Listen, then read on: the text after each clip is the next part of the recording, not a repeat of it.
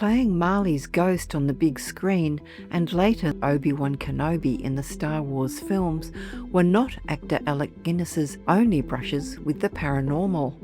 He learnt at an early age, and in a frightening way, that it can be a bit risky to dabble in the occult.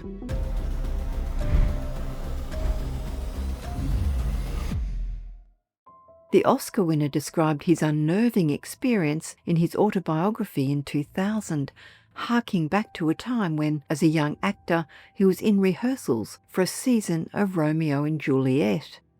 Playing in the title role of the 1939 production, he was required to appear in a simple red velvet doublet which had previously been worn by Laurence Olivier. On viewing his intended costume, Guinness became extremely annoyed. He saw that the wardrobe mistress, named Mrs. Lewis, had tried to enhance the simple outfit by covering it in sequins. Guinness related that he had a meltdown on the spot. The young actor demanded that the sequins be ripped off immediately or he would not wear the costume. He was still seething with rage when he returned home to his theatrical quarters. There his wife Marula was working in the kitchen as she prepared a fish dinner. Guinness continued to rant indignantly about the costume botch-up, speaking to her through the open doors as he rested in the sitting room. As he raged about the wardrobe department's lack of taste, he noticed a lump of grey plasticine on the mantelpiece. This had probably been left there by a previous tenant's child. Guinness picked up the shapeless lump and started to fashion it roughly into a crude figurine. All the while, he was talking to Marula half-jokingly about what he was doing, while declaring to the piece he was modelling, "You are Mrs. Lewis, and I have found a needle, and I'm going to stick it into you." Hearing him in the kitchen, Marula immediately screamed, telling him that he must not do such a thing, as it was extremely wicked. Guinness replied to say that he was merely joking and would not stick the needle into the middle of the figurine, but just into its left foot. He half-laughingly added a plasticine foot to the small model, then plunged the needle into it, but then quickly forgot about the incident and went on to enjoy his meal.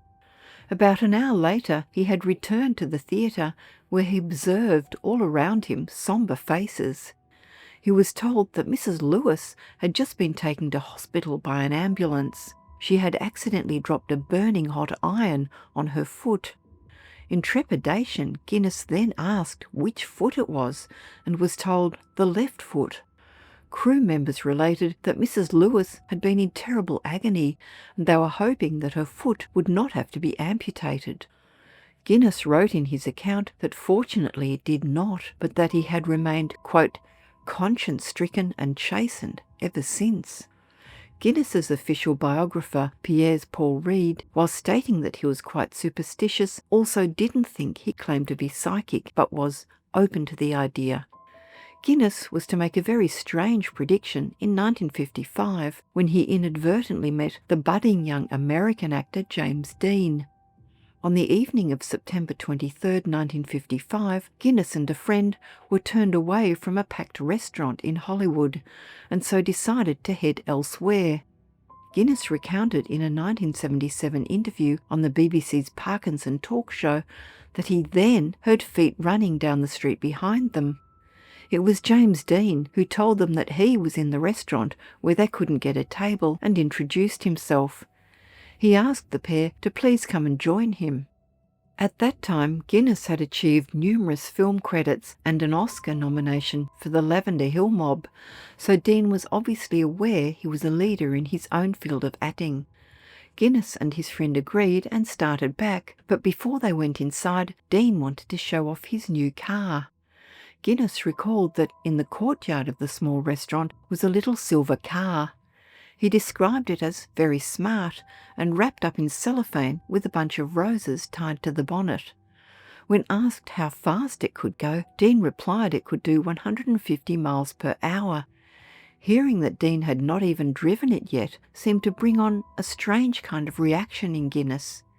He said that some mysterious sensation came over him, almost like a different voice, and he said, "Look, I won't join your table unless you want me to, but I really must say something.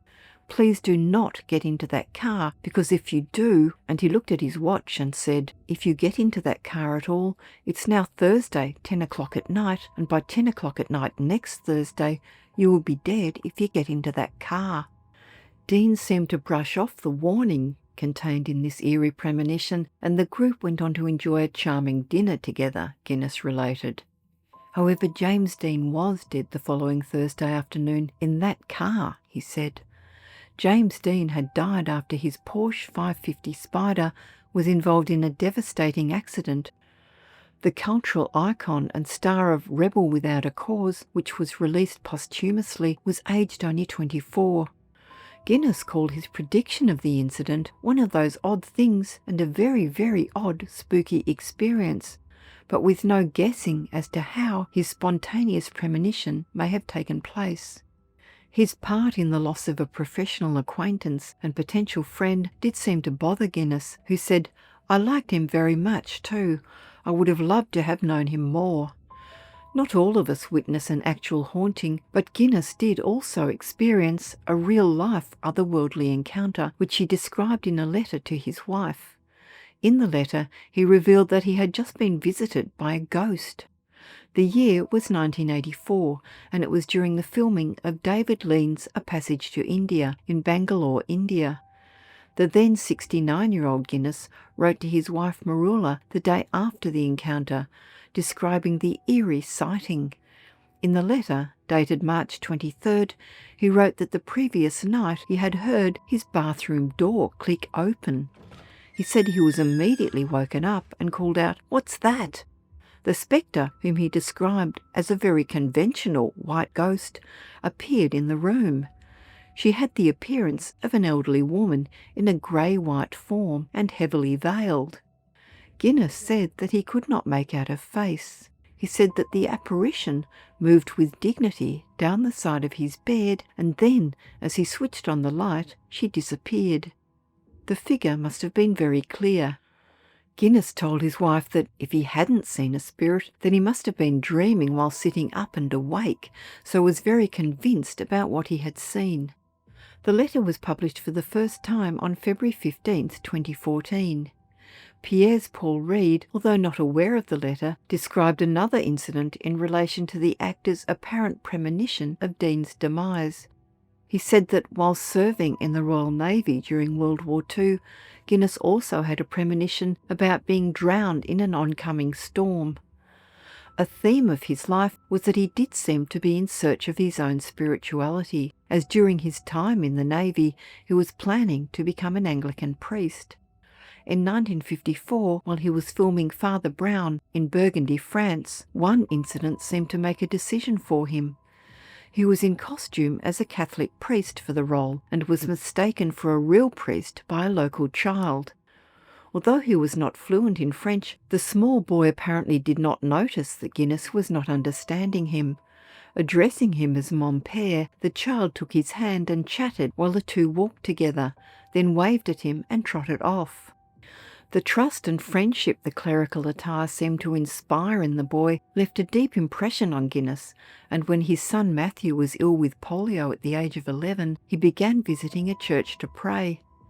Soon after, in 1956, Guinness converted to Catholicism, his wife doing the same a year later.